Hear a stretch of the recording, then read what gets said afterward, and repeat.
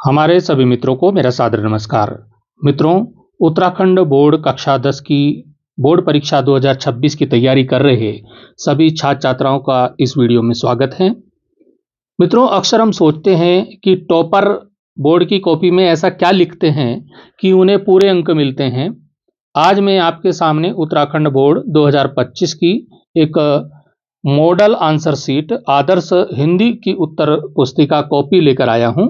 हम देखेंगे कि उत्तरों को किस प्रकार से लिखें जिससे कि बोर्ड परीक्षा में जो कॉपी चेक करने वाले हमारे परीक्षक महोदय हैं उनको हम प्रभावित कर सकें और अधिक से अधिक अंक प्राप्त कर सकें। तो सबसे पहले देखिए, जो हमारी जो बोर्ड की कॉपी है वो इस तरह का उसका कवर रहेगा। सबसे पहले जो बोर्ड की कॉपी है वो इस तरह की आपको दिखने वाली है। तो यहाँ पर देखिए, ऊपर लिखा होगा उत्तराखंड विद्यालय शिक्षा परिषद रामनगर नैनीताल, ऊपर लिखा होगा। यहाँ पर जहाँ आप सेंटर में परीक्षा देने जाएंगे यहाँ पर उसकी मोहर नंबर लिखे रहेंगे और यहाँ पर वहाँ के जो सेंटर के जो प्रिंसिपल होंगे उनके साइन यहाँ पे होंगे। अब इसी कॉपी में नीचे देखिए, यहाँ पर लिखा है परीक्षार्थी द्वारा भरा जाएगा। यहाँ पर लिखा है परीक्षार्थी द्वारा भरा जाएगा। अब परीक्षार्थी द्वारा क्या भरा जाएगा? अनुक्रमांक अंकों में। जैसे मान लो जो किसी का अनुक्रमांक 26, 0, 80, 561, ये जो भी है, तो इस तरह से किसी का रोल नंबर है तो इस तरह से वो रोल नंबर यहाँ पर अंकों में भरेंगे और उसी रोल नंबर को यहाँ पर आप शब्दों में लिख देंगे। मान लो 2 करोड़ है तो 2 करोड़ इस तरह से शब्दों में लिखेंगे। और यहाँ पर जैसे हिंदी है तो हिंदी विषय आपका हिंदी भर देंगे। अब आता है प्रश्न पत्र का संकेतांक। यहाँ पर एक बॉक्स बना है और इस बॉक्स में आपको संकेतांक लिखना है।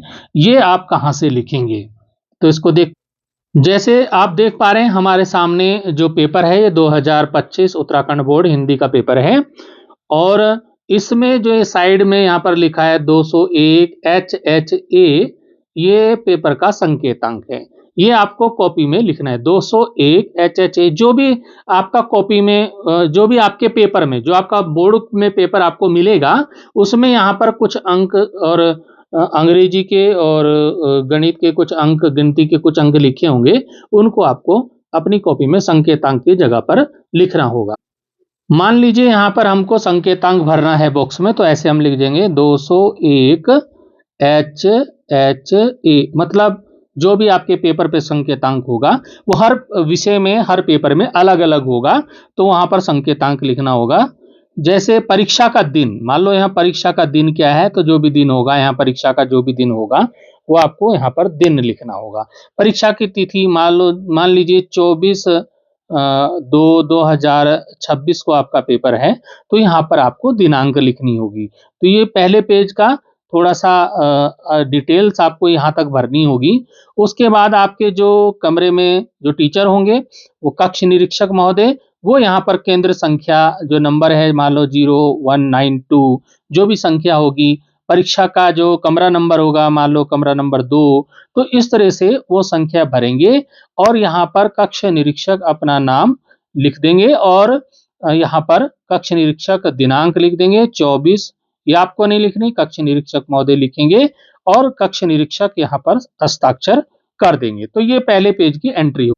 इसी कॉपी में जो दूसरी साइड यहाँ पर प्रश्न संख्या, ये जो लिखा है यहाँ पर ये नंबर डाले हैं, ये आपके लिए नहीं है।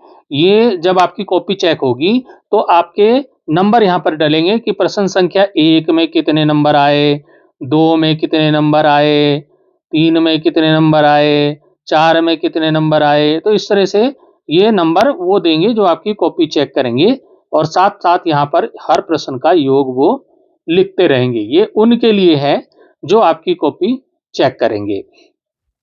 तो बच्चों, ये चीज आपको ध्यान रखनी है। सबसे पहले जो पहला पेज कवर पेज है उस पे अपना अनुक्रमांक, रोल नंबर, अंकों और शब्दों में बहुत ही सावधानी से आपको भरना है। यहाँ कोई भी गलती आपकी पूरी मेहनत को खराब कर सकती है।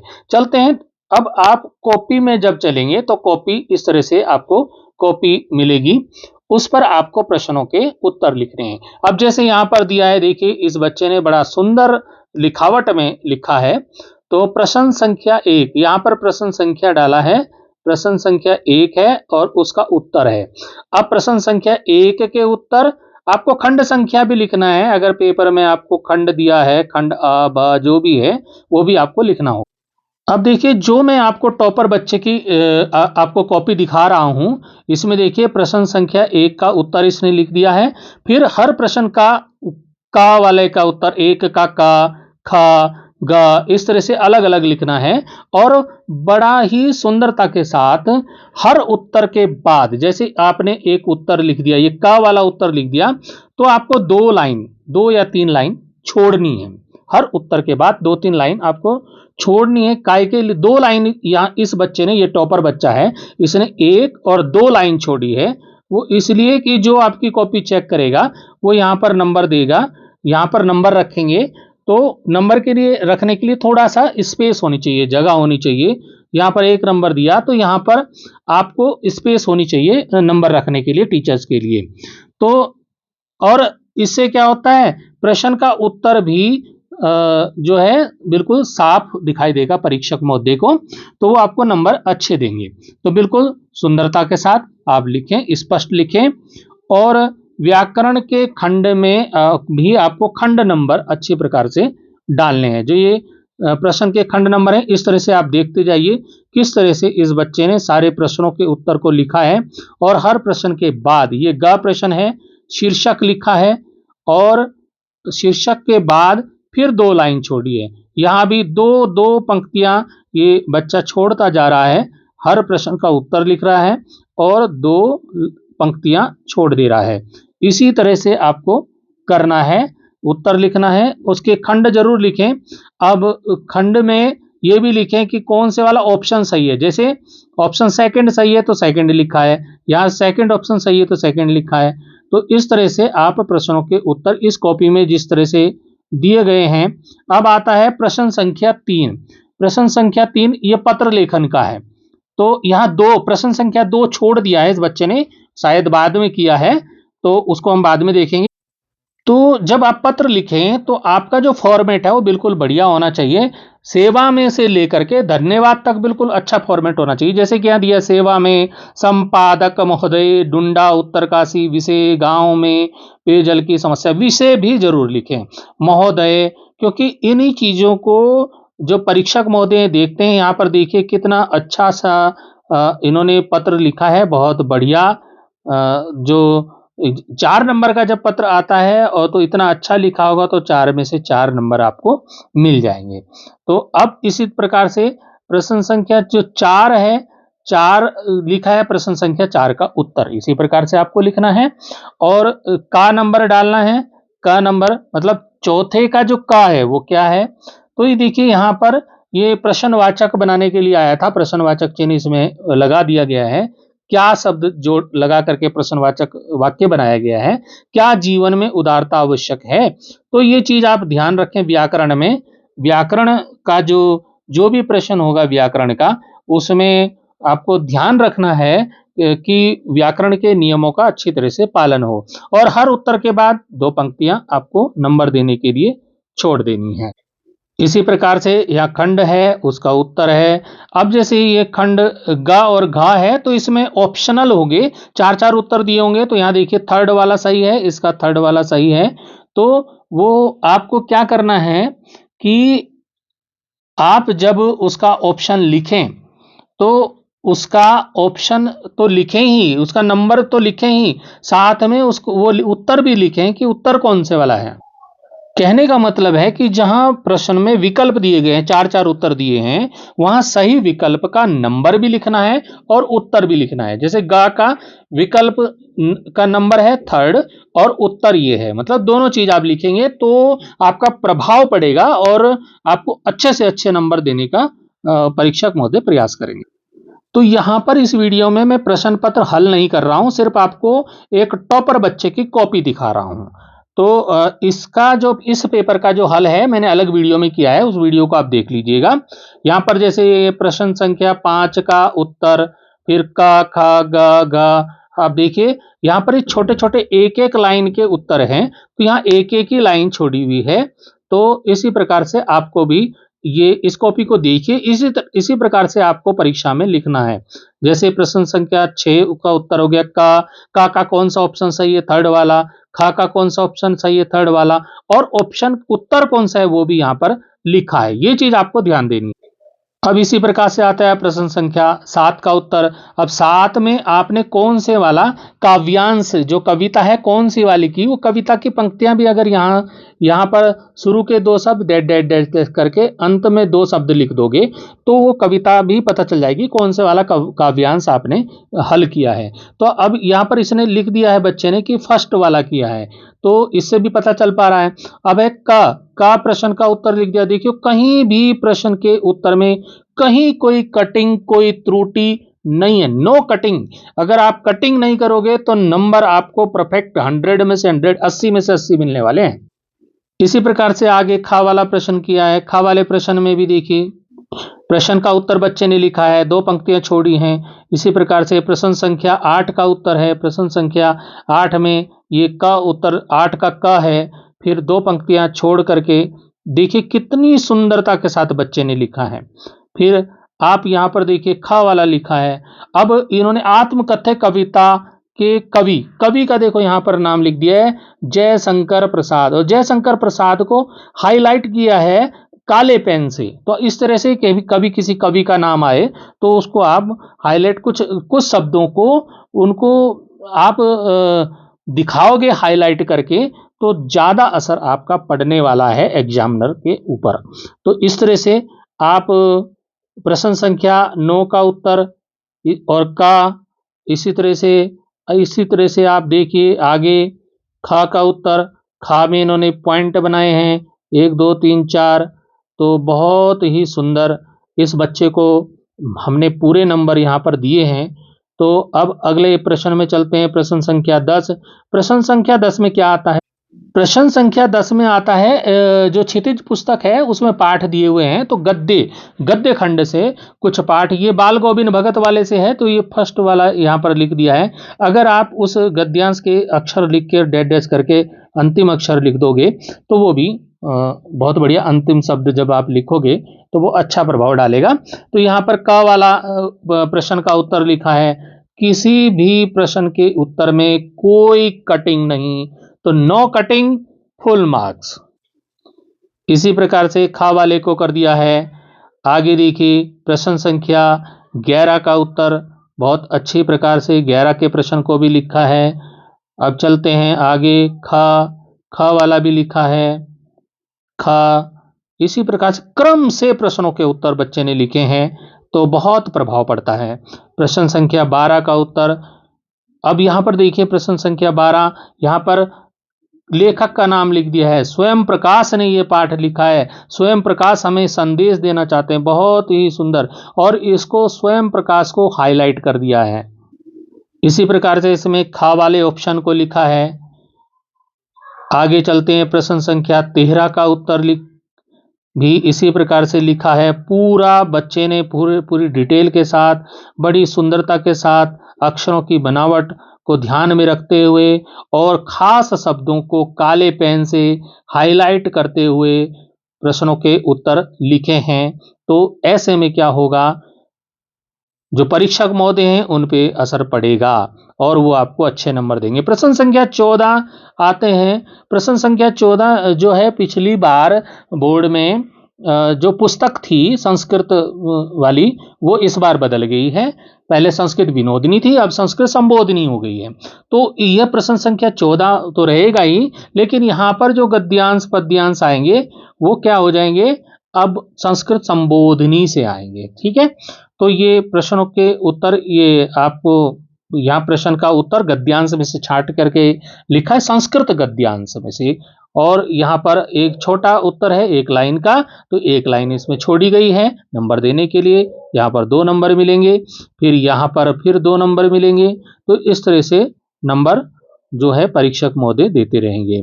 तो यहाँ पर ये इस तरह से आपके गद्यांश इस बार भी संस्कृत संबोधिनी से आना है। अब ये प्रश्न संख्या 15 जो है वो श्लोकों पर आधारित, एक श्लोक दिया रहेगा, उसके नीचे प्रश्नों के उत्तर होंगे। तो ये भी आपका आपको श्लोक से उत्तर लिखने होंगे। आप सिर्फ ये देखिए कि बच्चे ने कितने बढ़िया तरीके से लिखा है। इस विद्यार्थी ने गजानलिनीम गज उज्जारः, ये स्वर्णा जना गुंजया तोलयंती, एक एक लाइन का आपको अभी तक इसमें कटिंग कहीं भी दिखाई नहीं दी होगी। बहुत ही सुंदर कार्य। प्रश्न संख्या 17 ये संस्कृत संबोधिनी पुस्तक से ही आएगा आपको। तो यहाँ पर क ख ग ये जो दिए गए हैं, और ये भरने के लिए होगा, खाली स्थान भरना।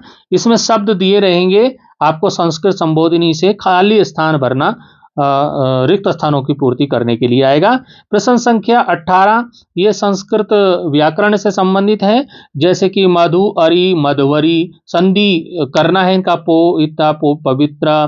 तो इस तरह से इसी प्रकार से यहाँ पर संधि विच्छेद करने के लिए प्रश्न आने वाला आपके पास इस बार भी आएगा। और समास का भी सुख प्राप्ता सुखम प्राप्ता तत्पुरुष समास नीलकंठा नीलः कंठा यस्य सहा बहुब्रीहि समास, इस तरह से समास का प्रश्न भी आएगा। और आपका एक उपसर्ग का प्रश्न भी आएगा। अनुचरः अनुधन चरः उपसर्ग हो गया अनु, और प्रहार में प्रह धनहार उपसर्ग हो गया प्रह। इसी प्रकार का प्रश्न इस बार भी आएगा, लेकिन पुस्तक बदल गई लेकिन प्रश्न आएगा। ठीक है, फिर यहाँ पर ये शब्द भरने के लिए देखो कितने बढ़िया काले पेन से दर्शाया गया है इंपॉर्टेंट चीज को। यही तो नंबर दिलाती है बच्चों को। तो इस तरह से आप भी ध्यान रखेंगे। प्रश्न संख्या 19 का उत्तर, ये संस्कृत के शब्द इस बार भी आएंगे और उनका संस्कृत के वाक्यों में प्रयोग करने को होगा। हर प्रयोग के बाद एक पंक्ति एक लाइन छोड़ी गई है नंबर देने के लिए और स्पष्ट दिखाई देने के लिए। अब प्रश्न संख्या 2 बच्चे ने छोड़ दिया था निबंध लिखने का, वहां पर शुरू में वो अंत में लिख दिया। तो ऐसा भी चलेगा, अगर आप वहां नहीं लिख पाए तो ये बड़ा प्रश्न था, बच्चे ने सोचा और प्रश्न पहले कर लेता हूं और बड़ा प्रश्न बाद में करूंगा, तो बढ़िया, ये भी अच्छा है। उसने प्रश्न संख्या 2 के उत्तर को अंत में लिखा है।